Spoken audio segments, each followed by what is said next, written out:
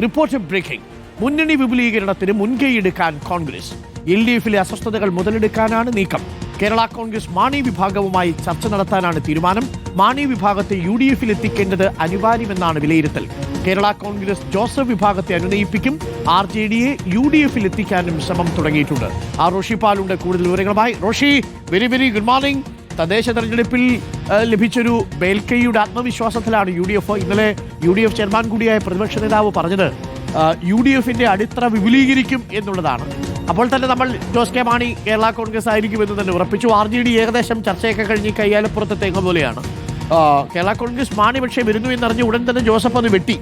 ജോസഫിനെ അനുനയിപ്പിച്ച് ജോസിനെ UDF-ൽ എത്തിക്കുകയാണ് ഒരു പ്രധാനപ്പെട്ട നീക്കം. എങ്ങനെയൊക്കെ ആയിരിക്കും നീക്കങ്ങൾ? ആരുടെ നേതൃത്വത്തിലായിരിക്കും മുന്നണി വിപുലീകരണം നടക്കുന്നുണ്ടെങ്കിൽ? അരുൺകുമാർ, UDF ആത്മവിശ്വാസത്തിൽ തന്നെയാണ്. കോൺഗ്രസ് നേതൃത്വം നിലവിലെ രാഷ്ട്രീയ സാഹചര്യം വിലയിരുത്തിയാണ് മുന്നണി വിപുലീകരണ ചർച്ചകളിലേക്ക് കടക്കുന്നത്. KPCC യോഗം ചേരും. അതിനു മുമ്പ് കോർ കമ്മിറ്റി യോഗം ചേർന്ന് ഇത് സംബന്ധിച്ച ഒരു തീരുമാനത്തിലേക്ക് എത്തും. മുതിർന്ന നേതാക്കൾ ഉൾപ്പെടുന്ന കമ്മിറ്റിയാണ്.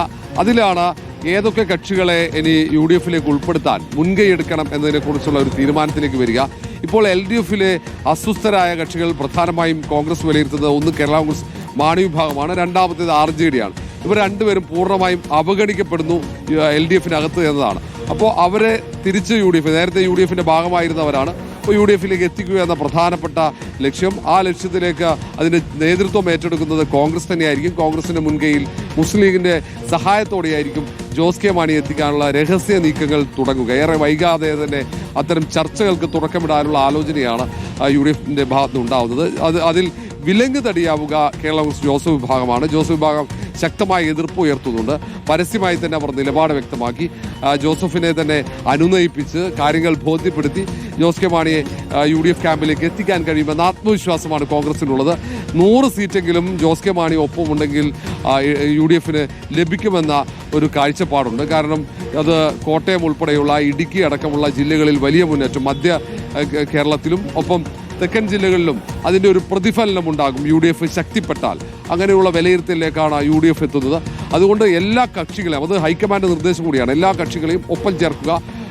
UDF-ന്റെ ആശയത്തോട് ആഭിമുഖ്യമുള്ള എല്ലാ രാഷ്ട്രീയ പാർട്ടികളെയും UDF-ന്റെ ഭാഗമാക്കുക.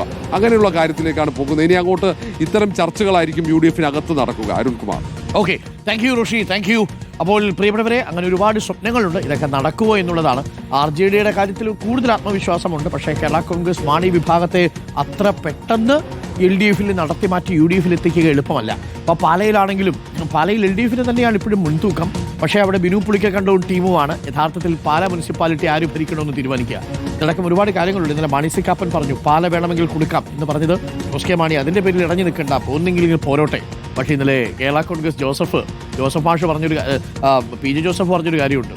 ഇത് സീരിയസ് ആയിട്ട് പറഞ്ഞൊന്നും ആയിരിക്കത്തില്ല എന്നാണ് പറഞ്ഞത്. എന്ന് പറഞ്ഞാൽ അദ്ദേഹത്തിന് അതൃപ്തി സ്വാഭാവികമായിട്ടുണ്ടാകുമല്ലോ. കാത്തിരുന്ന് കാണാം ഇനി എന്താ സംഭവിക്കുക.